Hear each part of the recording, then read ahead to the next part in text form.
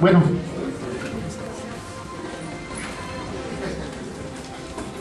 ya empecé mal. Dije bueno y se paró el maestro bueno, el pintor. ¿No? ¿Cómo digo entonces? Buenas tardes, buenas tardes. La verdad que estoy profundamente emocionado ser copartícipe de la presentación de, yo no llamaría libro, sino de un importantísimo documento, de un hombre cuya profesión en apariencia no tuviera nada que ver con las ciencias sociales, con la historia, ha logrado conjuntar una serie de documentos inéditos en donde realmente se puede describir la personalidad de un hombre que, como dijo una vez el gobernador cuando referimos a los periodistas controversiales, un hombre como Morelos, si usted me lo permite, creo que sí es controversial Morelos, pero finalmente un prócer de la patria. Morelos, con una vida tan especial como ciudadano, pero también como ministro religioso. Qué interesante vida. Y como ser humano, porque pese a ser ministro religioso, de ser un estratega militar, de ser un filósofo analista de la filosofía política social y ser religioso, también fue padre de familia. Interesante. Por eso, de verdad, si me lo permiten, amigos, me siento profundamente emocionado presentar a este hombre, a este ser humano, a este amigo del que tengo muchas anécdotas que platicar. Yo creo que hasta va a competir con tu libro. Me refiero, desde luego, a José Luis Gutiérrez Zavala, para quien pido y hagamos la primera manifestación de afecto con un mensaje.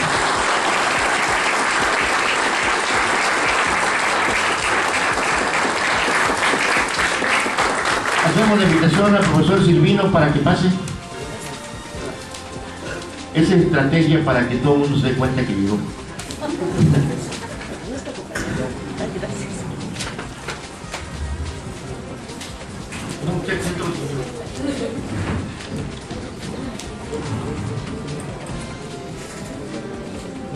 Decía, gracias maestro Silvino, también un intelectual, autor de diferentes libros, sobre todo algunos sobre Ecatepec, muy interesantes, recopilación de información, que con todo respeto le pedí al ingeniero Gutiérrez Zavala me permitiera invitarlo, pues para que entre los dos podamos hacer algunos comentarios sobre la personalidad de mi amigo José Luis Gutiérrez Zavala.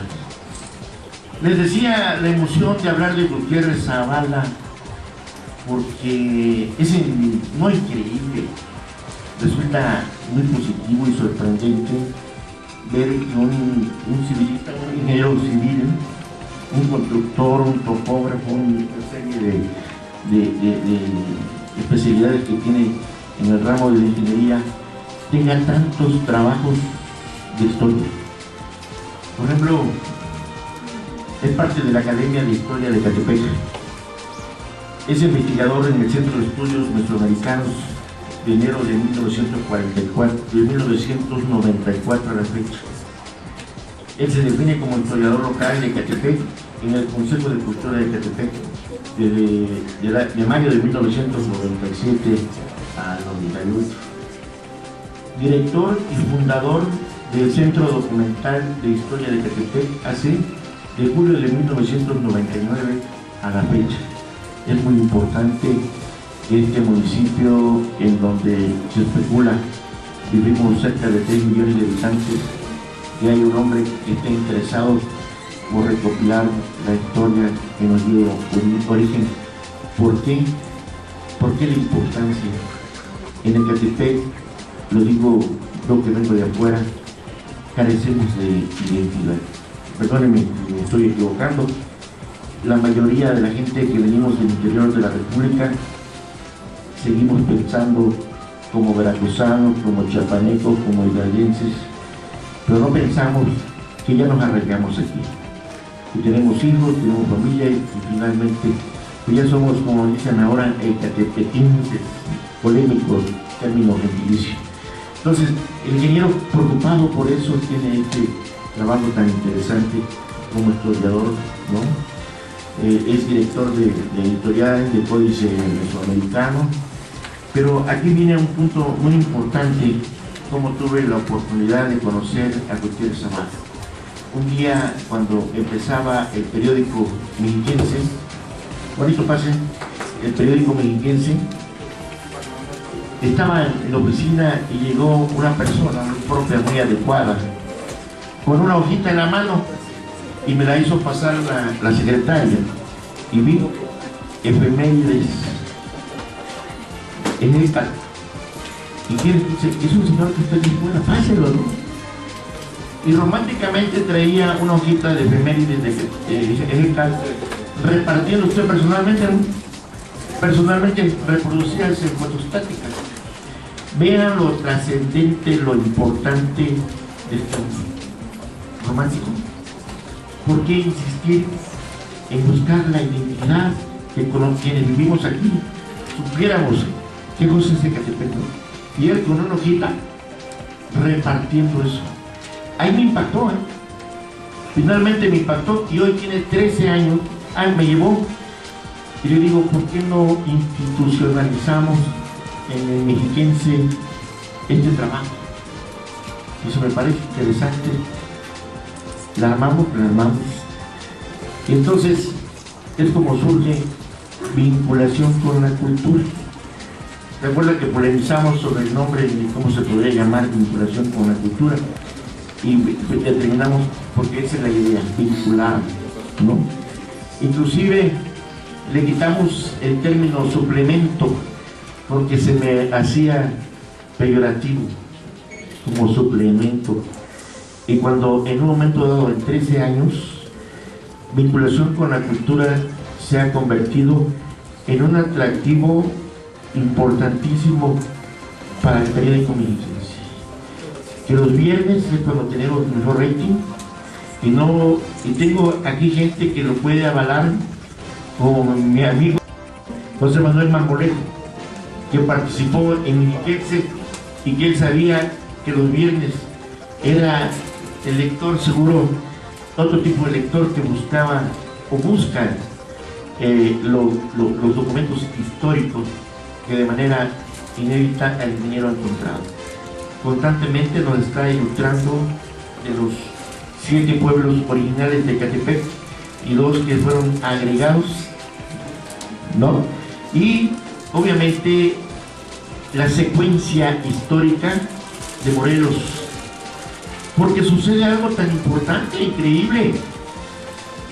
Morelos es el prócer de la independencia, pero un alto porcentaje de la gente que vive en la región y en Ecatepec desconoce que aquí fue sacrificado y que tenemos saturado el nombre de Morelos con Avenida Morelos, calle Morelos, Jardines de Morelos, el Ciervo de la Nación, Clínica Morelos.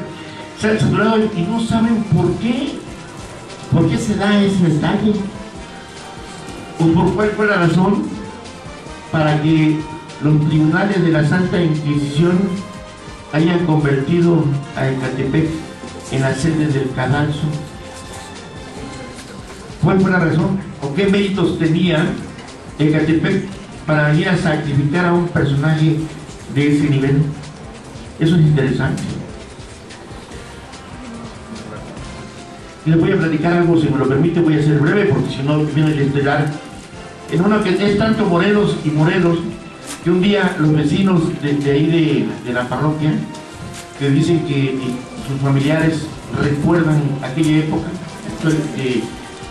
de voz en voz se ha transmitido, que cuando sacrificaron al generalísimo, como le llaman ellos, su cuerpo estuvo expuesto al lado de la parroquia mientras cavaban la tumba, inclusive de ahí derramó su sangre. Entonces, para los nativos de San Cristóbal, ellos tienen un significado tremendo. Y en una ocasión, en la celebración del luctuoso de Morelos, las autoridades hicieron todo un evento, pero se olvidaron ir al lugar de la tumba. Y para los nativos de San Cristóbal eso fue una gran ofensa. Y alguien dijo que el espíritu de Morelos deambulaba mal por los antecedentes que ha habido de la historia, que no aparecen ni los restos. Y les voy a pedir perdón por lo que voy a comentar. Yo soy un hombre cristiano, amo a Cristo y leo la Biblia, pero como periodista a veces quiere uno indagar. ¿Y qué creen que hice? No lo vean mal, me fui a meter a un centro espiritual porque me decían que se aparecían, y efectivamente fui. ¿Y qué creen? Una persona que estaba ahí se durmió y empezó a hablar, a dar una voz que presumiblemente era Morelos, y decía: ya déjenme descansar. Perdón, serio, es verdad. Es más, en Mexiquense está la nota que publiqué en aquella ocasión. Ya déjenme descansar. ¿Por qué? Porque la vida de Morelos fue tumultuosa, fue difícil. Él luchó por la independencia, pero, oh, decepción, su hijo fue del comité que buscó traer a Maximiliano. El hijo hizo todo lo contrario de lo que el papá había luchado. Tanto que cuando finalmente Juárez determina el fusilamiento de las gentes que habían estado con Maximiliano, ahí tuvo un acto de debilidad Juárez, porque lo único que hizo con Juan Nepomuceno Almonte, lo declaró enemigo de la nación y lo mandó al exilio. Y este cuate fue y sacó los restos de su padre y se lo llevó, y ya en Francia se perdieron. De todos los héroes de la nación, el único caso donde no sabemos dónde están los restos es precisamente Morelos, porque su hijo, un traidor a la patria, se lo llevó. Pero bueno, la historia aquí interesante es José Luis Gutiérrez Zavala. Estoy plenamente convencido que hoy, en este solemne evento, nos va a dar una verdadera cátedra de lo que es la ruta de sacrificio de Morelos. Ingeniero, con el respeto y el cariño que usted tenga, que tengo para usted, sé que estamos a punto de escuchar, de recibir una excelentísima exposición sobre la sabiduría de la antigüedad. Pero le voy a pedir a mi amigo el profesor Silvino que nos haga una breve introducción sobre el tema.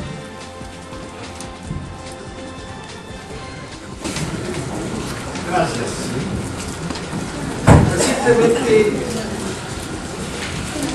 estuve en las oficinas de esta casa en Morelos. Lo primero que vi fue a nuestro amigo y puso en mis manos una invitación, a la cual agradecí, porque sabemos muy bien, para quienes no somos originarios de Ecatepec, y que hay un libro por ahí que se titula Ecatepec en el tiempo, a la autoridad del servidor, y por ahí un cronista muy amigo nuestro decía: a pesar de no ser originarios de esta tierra, supimos brindarnos y darle a Ecatepec lo que generosamente nos ha dado a muchos que no somos de aquí. Abrir el pan para nuestros hijos, una estancia tranquila y un lugar en el que podemos decir gracias Ecatepec, porque aquí hemos construido la historia de nuestra vida y hemos sabido también otorgarle a Ecatepec y a todos sus amigos lo más valioso de Ecatepec, independientemente de toda su historia.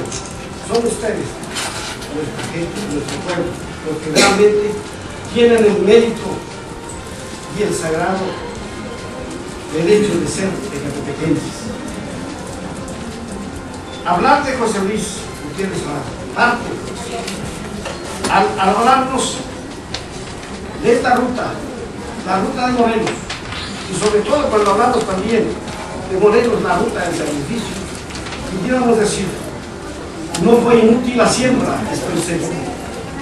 Porque si bien es cierto que hubo errores, también en cambio en el camino oscuro, Morelos se corta pedazos de alma y dio los flores. Y si al final el páramo florece y se torna en vergüenza nuestra vida, bendita sea la tierra de Ecatepec, aunque Morelos ya no existe. Por ello,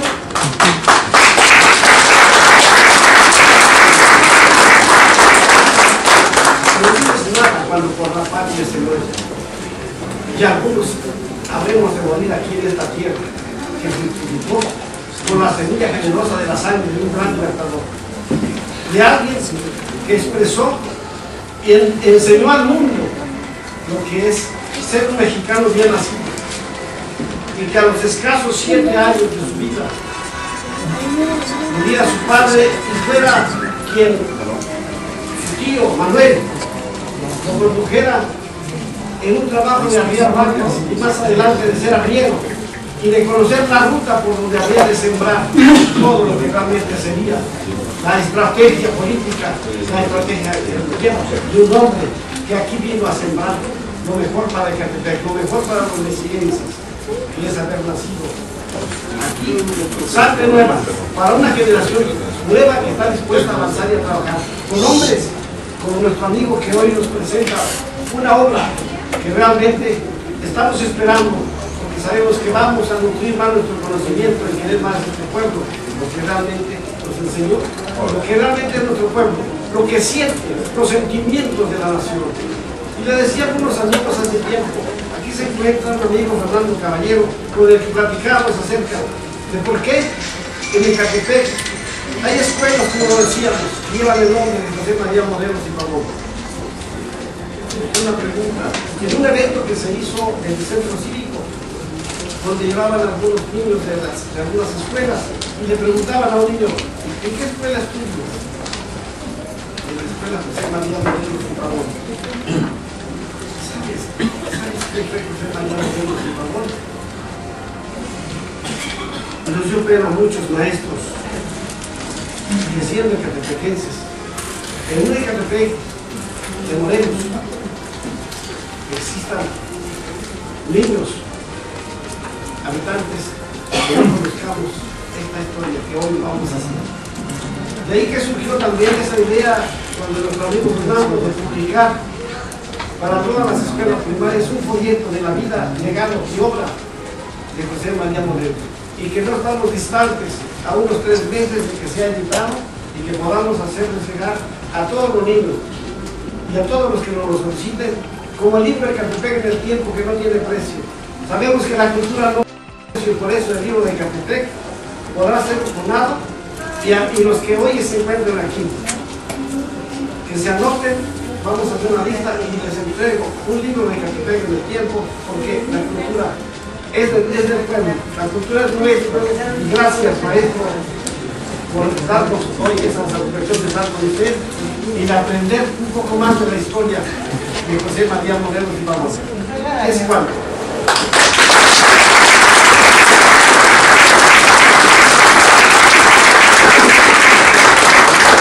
Damos el uso de la voz a nuestro amigo el ingeniero José Luis Gutiérrez Amaya.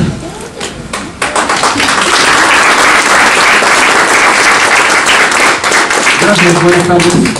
Ante todo, agradezco a todos ustedes que dejando sus ocupaciones cotidianas estén aquí acompañándonos en este día.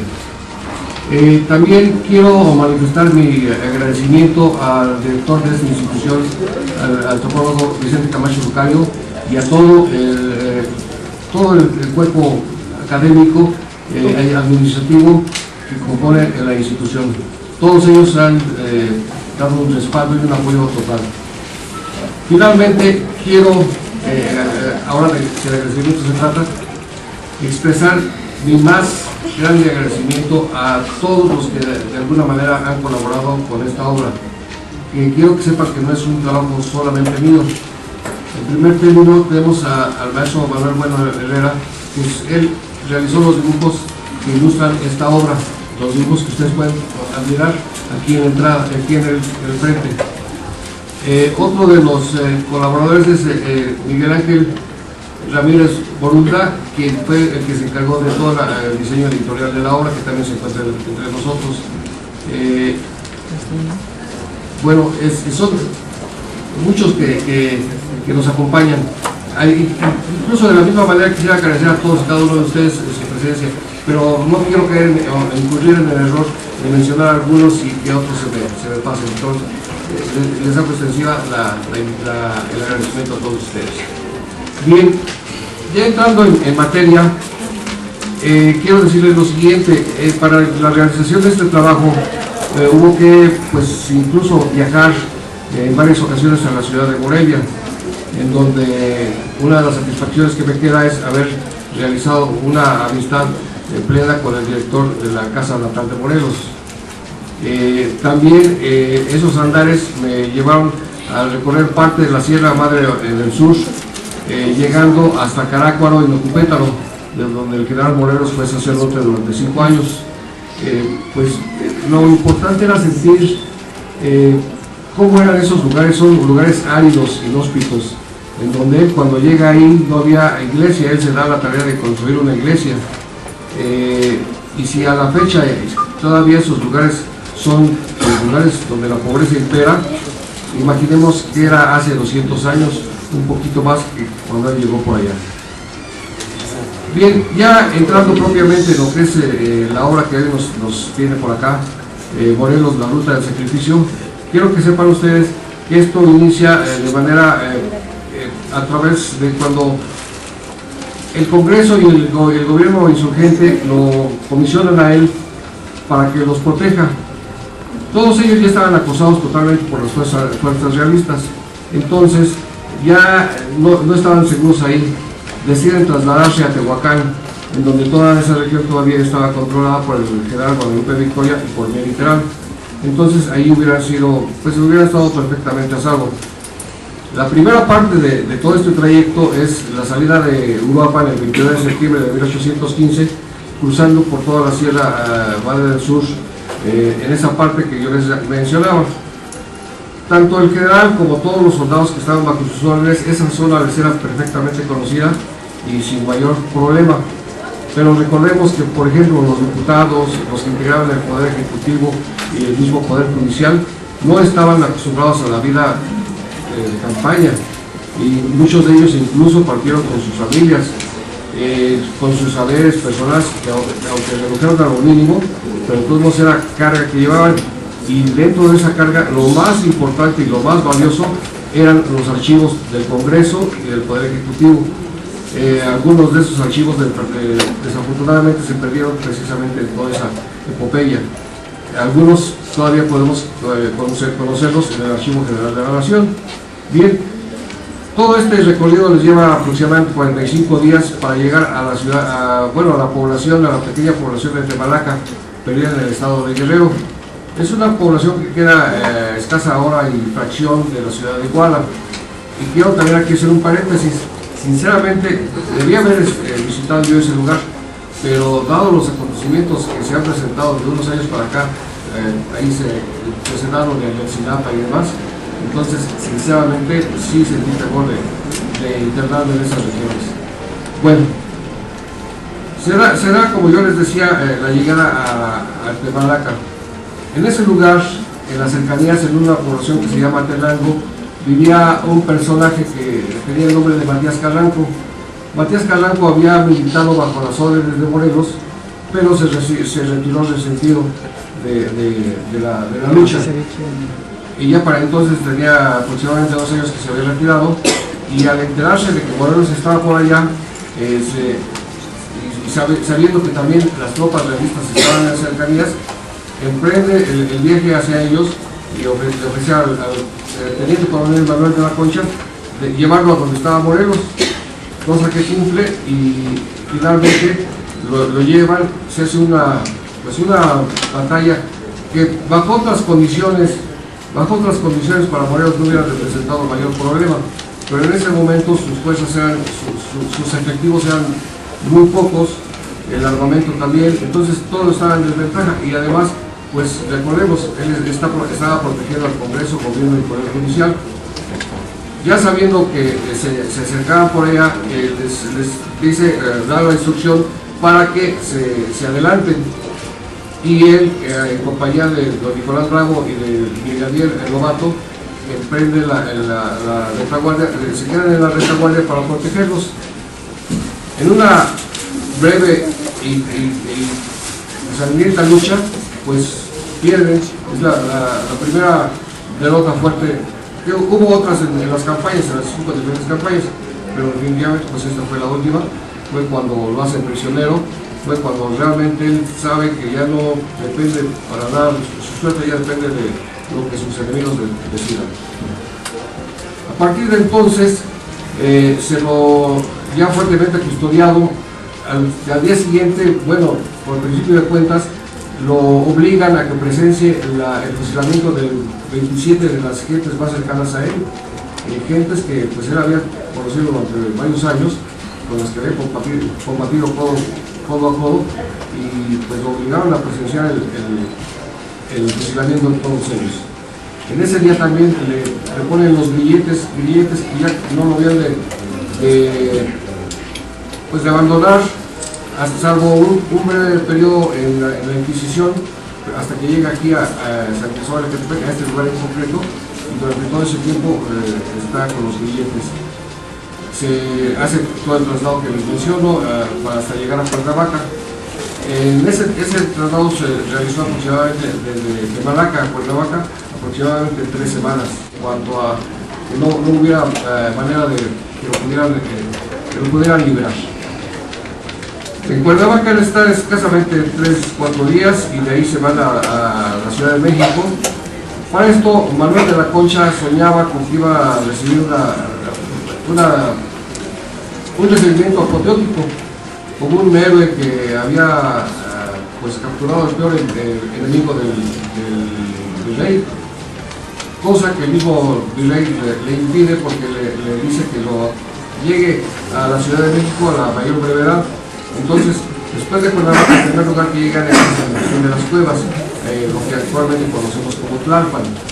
Ahí en Tlalpan están escasamente unas horas, llegan en la tarde y se van en la madrugada del día siguiente para llegar al Palacio de la Inquisición. En el Palacio de la Inquisición también llegan ya oscuro, ahí lo reciben. Lo van llevando por una serie de pasillos hasta que lo llevan a las cárceles secretas de la Inquisición, en donde lo meten en la celda número 1. De eso queda un registro a la fecha. Bien, ahí en la Inquisición sufre los 2 primeros juicios. Es el proceso de las Jurisdicciones Unidas, en donde se buscaba que en un momento dado validar el hecho de que lo pudieran fusilar. De antemano el proceso ya estaba definido, ya se sabía cuál iba a ser el veredicto, pero sin embargo, por cuidar las formas, empiezan a hacer una serie de cuestionamientos en los juicios, y él, de acusado, se convierte en acusador, porque por principio de cuentas, él, al preguntarle a sus generales, a su nombre, lugar de nacimiento y demás, y él dice que es el general del ejército insurgente. Él había sido generalísimo, es decir, jefe del poder ejecutivo, y que por lo consiguiente ese tribunal no era competente para juzgarlo a él, tenía que ser en otras instancias. De eso hacen caso omiso y siguen adelante con el juicio. Pero además, una de las acusaciones más importantes es la que le hacen de que él era traidor al rey. Sin embargo, él lo rebate, diciendo que realmente el traidor había sido el rey, porque al sentirse acusado por Napoleón, se rinde y lo lleva a Napoleón a Francia. Entonces el rey abandona su puesto sin presentar lucha, ni mucho menos, mínimo tenía que haber hecho lo mismo que Morelos, pelear hasta la muerte si eran necesarios, era su obligación como jefe de Estado, cosa que no hizo y se lo llevó se abandonó España. Entonces se llega acá y bueno, pues aquí ya viene el desenlace que todos ustedes conocen, que es lo que nos tiene en este momento y por lo que se escogió este lugar para la presentación de este libro, viene el funcionamiento y demás. Previo, como les mencionaba, todos los diálogos históricos que tuvieron ambos personajes.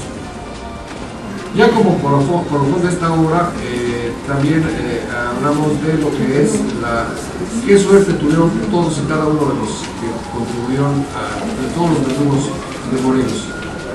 Y para no extenderme mucho, el que más resulta pues esclarecedor es el de la suerte que tuvo Concha, Manuel de la Concha. Él, cuando se da la independencia, temeroso de su vida, decide regresarse a España. Para esto pues, debía trasladarse al puerto de Veracruz y debía embarcarse, cosa que nunca sucede porque en Jalapa lo asesinan, nunca se supo quién, cómo y por qué, y obviamente tampoco se investigó más a fondo. Entonces, y no les voy a decir que la suerte de los demás fue tan trágica, pero tampoco fue tan buena. Entonces, de una forma o de otra, todos los verdugos de Morelos tuvieron un mal final. Así a grandes rasgos es lo que pudiera yo decir de esta obra, y reitero los agradecimientos de que ustedes por darnos, y pues, buenas tardes, consejeros.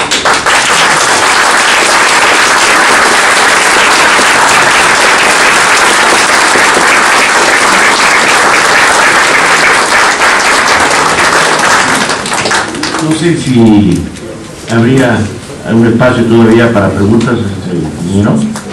Bueno, si alguien quiere hacer algún comentario. Bien, pues ingeniero, yo le quiero hacer dos preguntas. Una,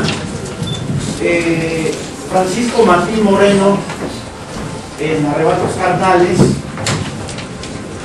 dice que Morelos sufrió una gravísima tortura, no solo como esta gran ilustración de nuestro gran pintor y amigo Manuel Bueno, donde vemos que le están raspando las manos con ese filoso cuchillo, sino una tortura terrible que llegó aquí en condiciones físicas tremendas.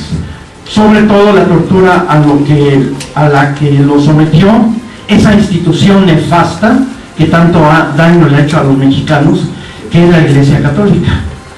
Yo te pregunto, ingeniero, ¿la Iglesia Católica actualmente debe pedirnos perdón a todos los mexicanos por ese crimen que cometió contra uno de los más grandes hombres de este suelo, que es Morelos? La segunda pregunta, nuestro amigo Juan Manuel Padrón se refería a la pérdida de los restos físicos de Morelos. Yo te pregunto, amigo José Luis, ¿solamente se han perdido los restos físicos de Morelos? ¿No se ha perdido su obra, sus ideas, su política? Morelos abolió la esclavitud. Morelos fue el iniciador de la reforma agraria. Morelos puso en su lugar a los curas. Morelos puso en su lugar al mal gobierno e hizo toda una serie de reformas hoy perdidas. Hoy toda esta corriente nefasta de reformas que están haciendo los diputados y que está haciendo el gobierno, han hecho que no solamente se hayan perdido los restos físicos de Morelos, sino también su inteligencia, sus ideas, su proyecto. Hoy ese proyecto, las ideas, los propósitos políticos de bienestar para el pueblo, ¿también están perdidos, ingeniero, como los restos físicos? Gracias.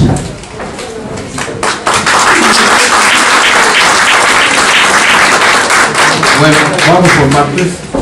La primera, me decías de los tormentas que sufrió, de las torturas. Bueno, para nada es un secreto cuáles eran los medios que utilizaba la Inquisición. Realmente eran, incluso hay hasta un museo de todos los aparatos que ellos utilizaban. Realmente eso no nos queda la menor duda. En cuanto a la pregunta si debemos pedirle o no cuentas a la iglesia, pues en parte a mí no me conviene, más bien no me compete hacer esa pregunta o no. Yo de hecho sí estoy de acuerdo contigo en que podríamos hacerle, pero pues sabemos que ese poder es intocable y que no se le hace nada. De hecho, incluso ellos dicen que Morelos nunca, o sea, niegan que se haya sido degradado y excomulgado, pero en el archivo general de la Nación están los documentos. No es que yo lo diga o lo diga mi amigo o mi compadre, ahí están los documentos, entonces no se pueden negar. La segunda parte, tienes razón en cuanto no solamente los restos de Morelos están perdidos, también sus ideas plasmadas en los sentimientos de la nación. Los sentimientos de la nación es un documento en donde él lo dicta directamente al colegio Domínguez. Bueno, lo dicta él, lo dicta de corrido. Todos salvo un párrafo que después no le quedó claro.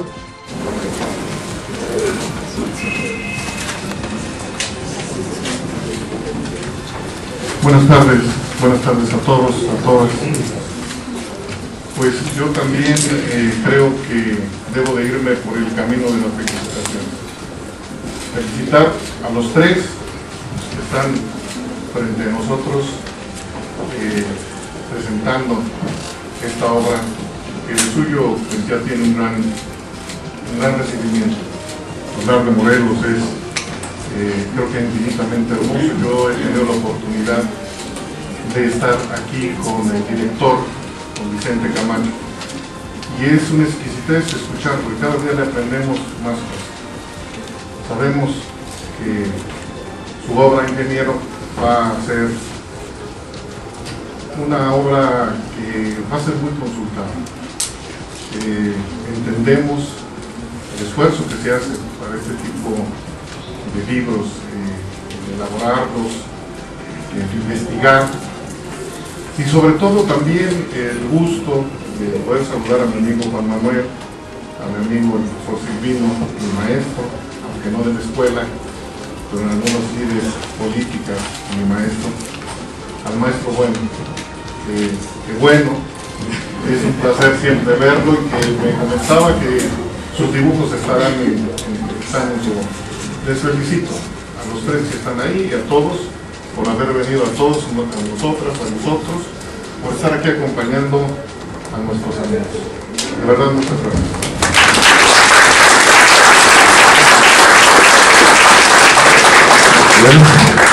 Bueno, ahora sí voy a hacer un comercial, vale un comercial, con todo gusto voy por allá. Los libros están a la venta allá afuera, y hoy hay promoción. Quienes compren el libro aquí vale 150, porque en la librería vale 200 pesos. Así que hay que aprovechar la oferta hoy. Y al mismo tiempo vamos a obligar al ingeniero para que nos dedique, ¿no? Así que ya saben, 150 hoy, después 200. A ver, primero la broma y esto se dice. Bueno, estoy con Aurora Miguel Zavala y hablo para felicitar a Andrés Blanco y decirle muy feliz